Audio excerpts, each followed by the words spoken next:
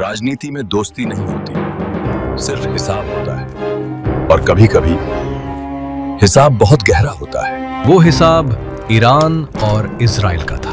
30 साल तक रणनीतिक साझेदार थे, दोस्त नहीं, साझेदार, डर से जुड़े हुए। वो डर शुरू हुआ 1948 में। इजराइल अभी अभी बना था और चारों तरफ बस दुश्मन, मिस्र, सीरिया, इराक, जॉर्डन।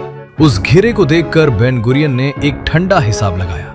अरब देशों के पड़ोसी साझेदार बन सकते हैं, और वो साझेदार मिला भी। तेहरान, 1950 का दशक, शाह का ईरान, आधुनिक, पश्चिमी और बिल्कुल उतना ही डरा हुआ अरब राष्ट्रवाद से। इसीलिए चुपचाप दो देश मिले, इजरायली अफसर, ईरानी अफसर, एक मेज पर, बिना किसी जज्बे के। उस मेज पर पहला सौदा था तेल का। एसोसिएटेड प्रेस के मुताबिक इजराइल का 80% तेल ईरान से आता था, 80%, और वो तेल पहुंचता था एक पाइपलाइन से। 1968 इलाद से अश्केलोन तक, अरब रास्तों को काटते हुए। सिर्फ पाइपलाइन नहीं, CIA के दस्तावेजों के मुताबिक इजरायली अफसरों ने सवाइक बनाने में मदद की। सवाइक, एक नाम जो ईरान में दहशत बन गया। उस दहशत को एक आदमी ने नाम दिया, लेकिन वो आदमी था दूर, निर्वासन में, और बहुत बहुत गुस्सैल। वो निर्वासन था नजफ में। इराक, 1964 से Ruhollah Khomeini cassette tape record करते। हर रोज वो टेप कॉपी होते, हाथ से हाथ जाते, मस्जिद से बाजार तक, सेंसरशिप से तेज। उन टेप पर संदेश ये साझेदारी नहीं, ये गद्दारी है। ईरान की आत्मा अमेरिका और इजराइल को बेच दी गई, और वो ईरानी शाह के विश्वविद्यालयों में पढ़े नौजवान थे, वही टेप सुन रहे थे, और कुछ बदल रहा था।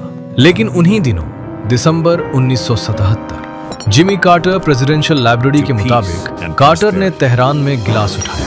ईरान स्थिरता का द्वीप, वो द्वीप 1 साल बाद जल रहा था। काला शुक्रवार, फौज ने भीड़ पर गोलियां चलाई, और उसके बाद 16 जनवरी 1979, एसोसिएटेड प्रेस के मुताबिक शाह ने तेहरान छोड़ा छुट्टी के बहाने, और जो आया 1 फरवरी। खुमैनी का जहाज उतरा, लाखों लोग सड़कों पर। पत्रकार ने पूछा, कैसा लग रहा है? उन्होंने कहा, कुछ नहीं। उस कुछ नहीं के 18 दिन बाद वो लम्हा आया जिसने सब बदल दिया। वो लम्हा था 18 फरवरी का। रॉयटर्स के मुताबिक यासर अराफात तेहरान पहुंचे।